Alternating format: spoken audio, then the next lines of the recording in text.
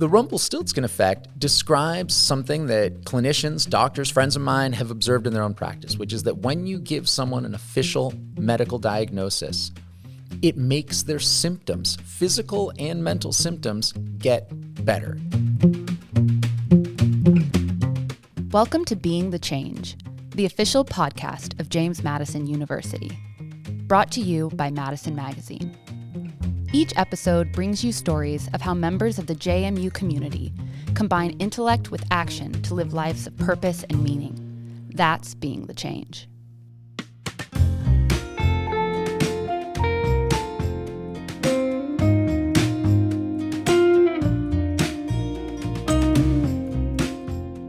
What's up, JMU? Andy Perrine here. Welcome to Being the Change. This episode, we're going to explore the very interesting intersection between language, religion, everyday life with one of our most distinguished faculty members, Dr. Alan Levinovitz. He's published widely. He's in our philosophy and religion department. He brings a lot of attention to the university through his very interesting research. And we're here to talk about a new article he's got called The Rumpelstiltskin Effect, Therapeutic Repercussions of Clinical Diagnoses. But before we get to that, I just want to give you a little bit on Dr. Levinovitz's background. He got his degrees at Stanford and University of Chicago. His research and writing takes basically religious concepts to analyze people's beliefs about non-religious topics like diet, health, AI, and things like that. He wrote a popular book, and he's kind of a unicorn in academia in that he broke through to the popular audience with a book called The Gluten Lie. And it's got hundreds and hundreds of reviews on Amazon, and it's widely read. So Dr. Levinovitz, thanks for being on the show. I really appreciate your having me. Before we get to the Rumpelstiltskin Effect, give us a little bit of a synopsis of The Gluten Lie, because that'll set us up to how you got to this next article and how it's really affecting potentially the parlance in medical. Well, I've always been interested in the intersection of religion and medicine. In my area of expertise, which is classical Chinese thought, there were Taoist monks who would talk about how if you followed their diet and you took their proprietary supplement regimen, you could clear up your skin, you could prevent hair loss, you could fly, you could teleport. And way back in the day when gluten was becoming a real feared feature of our diet in the public consciousness. And this was because celiac had gone undiagnosed for a long time. So all of a sudden people were paying attention to this very real health threat. Right. I remember thinking to myself, gosh, all of these elimination diets sound a lot like what's going on with these Taoist monks. And I wonder if maybe what looks like scientific diets, ranging from the vegan diet to the carnivore diet to the gluten-free diet to the high-fat diet, what if a religious lens could give us some insight into why people are doing these diets and also why these diets have such a perceived effect on people's health? Right. Well, and food is, it feels like a sacrament sometimes, right? That's exactly right. I mean, here's this ritual every day. You take something from outside of your body and you put it inside of you. There isn't a religious tradition in the world that doesn't have, at some point in its history, rules about what you should and shouldn't eat. Well, that's really interesting. And the most recent thing that you've done is you've written an article with Aves Aftab, who's a psychiatrist at Case Western, and it's called The Rumpelstiltskin Effect. Could you give us a synopsis of that and tell us why it's important? Absolutely. So again, this is my interest in taking concepts from the humanities and using them to illuminate areas of science or medicine where, as scientists and physicians, people are having a little bit of trouble understanding what's going on in their own field. And the Rumpelstiltskin Effect describes something that clinicians, doctors, friends of mine have observed in their own practice, which is that when you give someone an official medical diagnosis, it makes their symptoms, physical and mental symptoms, get better. And this is quite remarkable. Even before a medical intervention? Before a medical intervention. So just having the diagnosis itself relieves symptoms. And immediately when I heard these stories from physicians, I thought of the folktale Rumpelstiltskin, because that's the sort of dorky humanist I am. And I said, wait a second, there's this really famous fairy tale about a queen seeking the official name of this little man, this gremlin antagonist of hers who wants to take her firstborn son. And when she finally comes up with that special name, he loses his power over her. And I also thought, again, of my own area of academic expertise, classical Chinese thought, thinking about demonic exorcisms. And this is where if you get the name of the demon, the right name of the demon, the special name, then you can control and expel the demon. So I all of a sudden I realized that what physicians are seeing today is actually something that has been observed outside of contemporary secular science for hundreds of years, cross-culturally and trans-historically. It's really remarkable. Well, I was fascinated and delighted in reading the article. I was a big science fiction and fantasy reader as a young guy, and I loved Ursula Le Guin, and she was mentioned in the article. Yes, exactly. So, this isn't the insight that we are naming, giving a special name. So in a sense, there's this sort of meta Rumpelstiltskin effect where if we give this phenomenon an esoteric name, then people will pay attention to it differently. But Ursula Le Guin, she writes stories about where if you have the proper name of a particular person, then you can control them. Right. So the idea of naming as controlling is something that lots of people have understood to be powerful.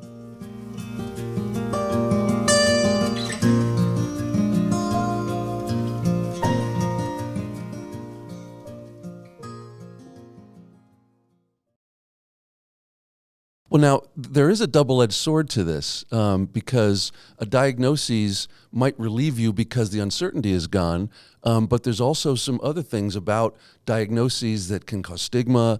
Let's explore that a little bit.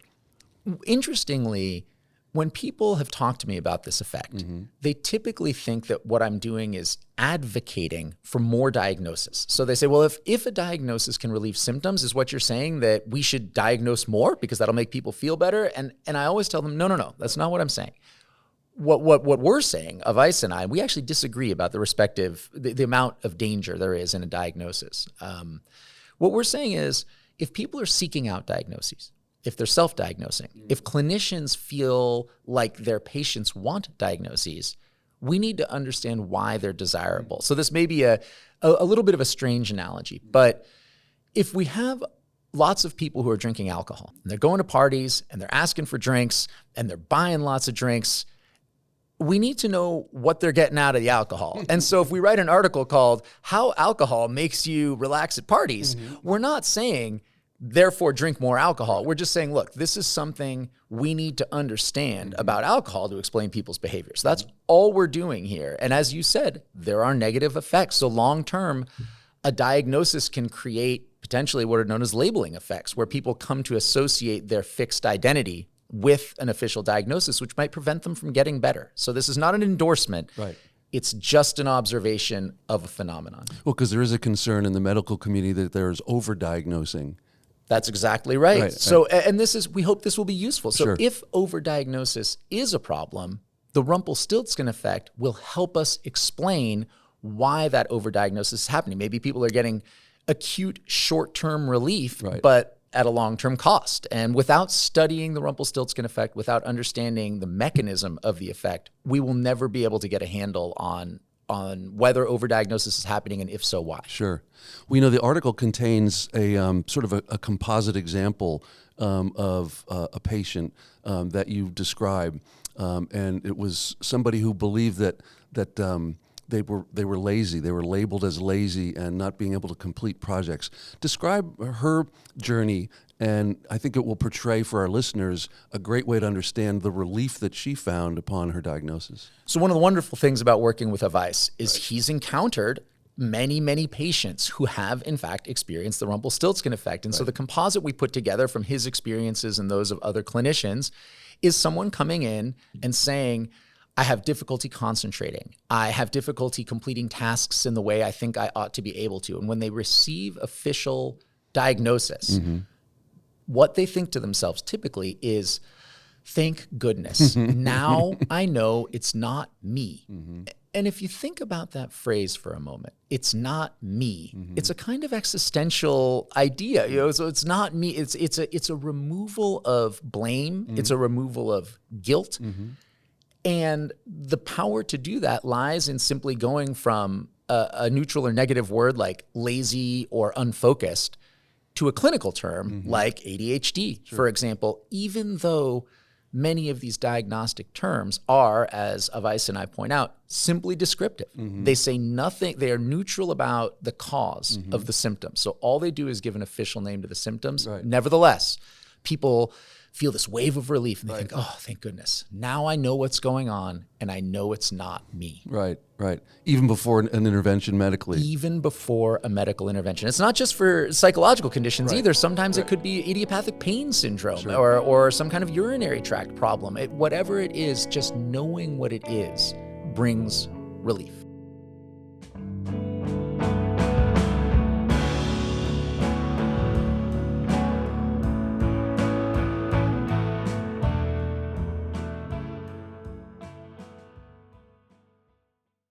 Well, you write that humans are sort of narrative beings, and so spool that out. How we all believe that we're the heroes in a story, and how language interacts with that.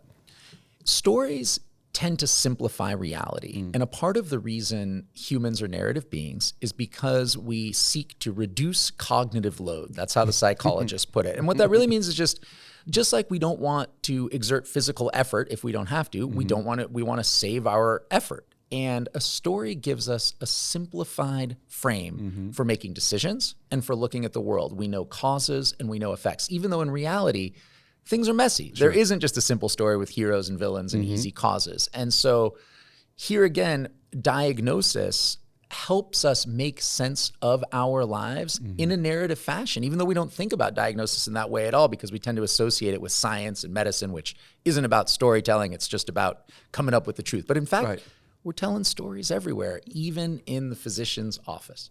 Well, and that would lead me to conclude that the use of language in the physician's office is incredibly important. It is incredibly important, and not just with diagnostic categories.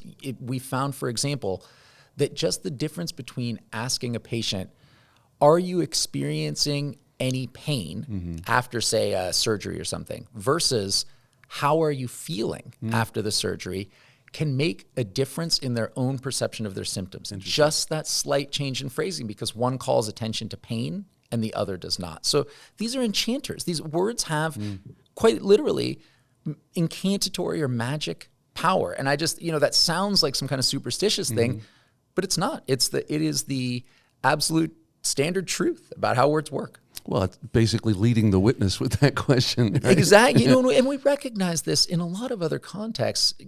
Teachers, for example, no longer label students slow learner, medium learner, fast. We know that those words have effects. We know they can create looping effects, and people can internalize these labels. So I would really like to see, as one result of this article, much more attention paid to the language that is used in medicine.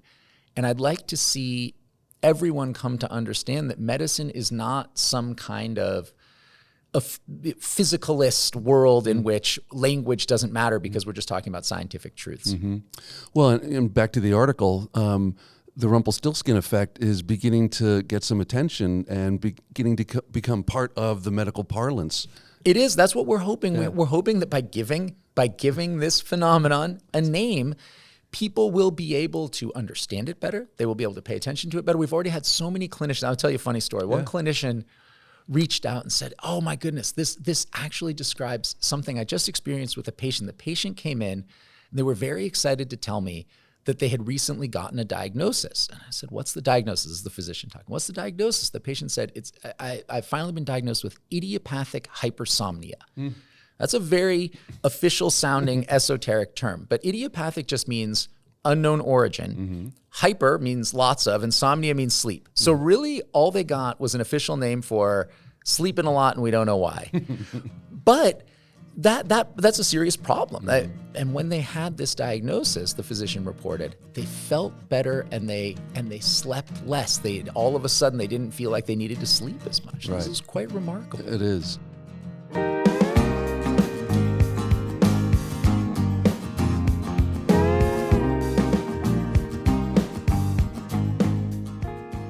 Well, I recently read a book about the importance of uncertainty, and the author made a point that everybody's walking around with a certainty machine in their pocket that anything we want to know, we've got it in seconds. So how do you reconcile the concept of actually being comfortable with ambiguity and the idea that once you know something, you feel better? I'm hopeful that if people become aware of our tendency, our need for certainty, they might then become more reflective about their own certainties and their own desire for it, because it can get in the way of knowing the truth. We want that certainty so badly.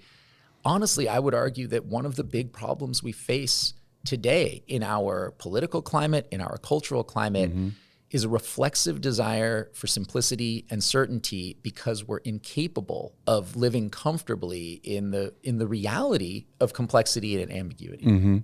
Well, it's interesting because you also write about the role of humility and openness in medicine, and you need to be humble to accept the fact that you might not know something. And a lot of us are less humble lately. It's true. And physicians are often, and occasionally rightfully, accused of being a little bit less than humble, shall we say. But it's also important. I've talked with many clinicians who tell me people want certainty from them even when they can't offer it. I've heard this from macroeconomists as well. People ask, well, so what are we supposed to do? What are we supposed to do with markets? I say, well, it's quite difficult to know. People don't want that from experts. They want certainty. They want to know what causes an illness. An oncologist might be asked by someone, tragically, why did my child get cancer? I was talking to oncologists. They get this question a lot, pediatric oncologists. The answer is often, we don't know. Sometimes it's random. That's not an acceptable answer. So yes, doctors can be cocky, but also people demand that certainty of them to alleviate that feeling of ambiguity. The audience is creating the issue, right? Yeah, I mean, I don't want to victim blame or anything, but there is a sort of chicken egg question here about where the need for certainty, especially from people who are dealing with really intense suffering, where that need comes from.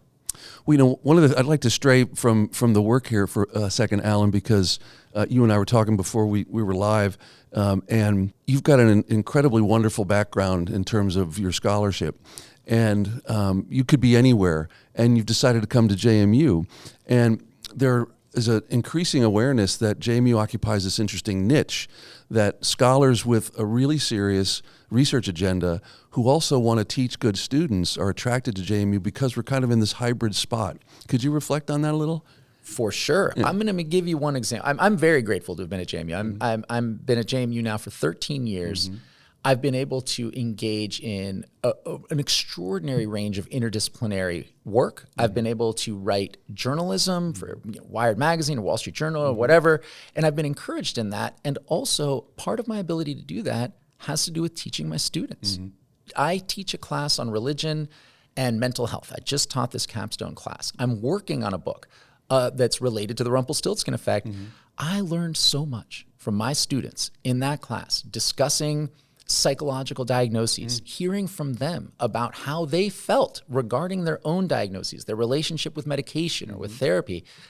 I wouldn't be able to do what I do without those sorts of experiences, and JMU allows me to have them. So every course is like a focus group for you. It absolutely is. I mean, it sounds like a cliche. The students, I tell the students, I'm here to learn from you, just like you're here to learn from me. And they may think I'm just sort of kidding around or trying to flatter them, but it's the truth.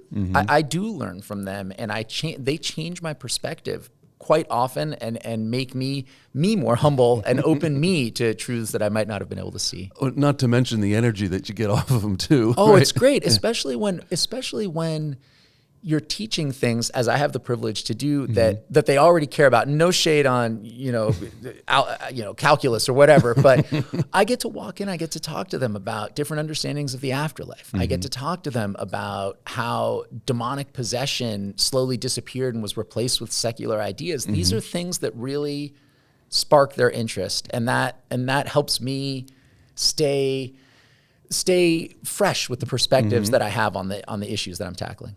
We know Heraclitus said you can never step into the same river twice, right? So you have a constant stream of new minds. I certainly do, and that river flows a lot faster than the river of scholarship, which is quite muddy. And there's good things about that. I love the world of very rigorous academic scholarship, but at a certain point, we have to bring that scholarship into dialogue with the public, and JMU has really helped me be able to do that. Cool. Well, as we're closing, what would you like listeners to take away in terms of an enhanced understanding of the relationship between language and health?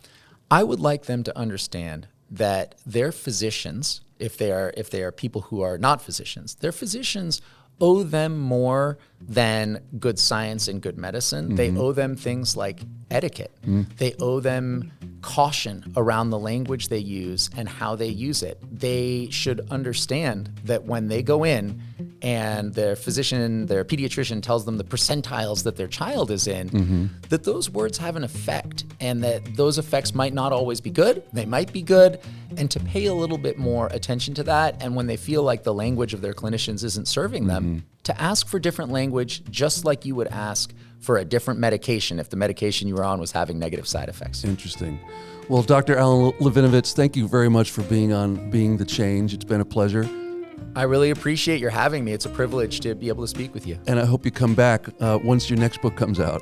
I would love to. All right. Well, remember, listeners, if you've got any ideas for future episodes or just want to be in touch, you can reach us at beingthechange@jmu.edu. Until next time, go Dukes. Thanks for listening. Subscribe to hear more stories about how members of the JMU community are being the change. Dive deeper and explore countless other stories at jmu.edu/Madison Magazine. Go Dukes! The Being the Change podcast was conceived by Jim Heffernan, editor of Madison Magazine, and me, Andy Perrine, head of JMU Marketing. Thanks to Jenna Polk and her team at the Rose Library Studios, where the show is recorded by Cody Troyer, Steve Adderton, and Olive Santos, all of the crazy talented JMU photo video team, who then produced the final episodes at the Ice House in downtown Harrisonburg. Original music by 2019 alumnus Neil Perrine. You can find the Being the Change podcast on all the popular platforms where we hope you'll like, share, and subscribe.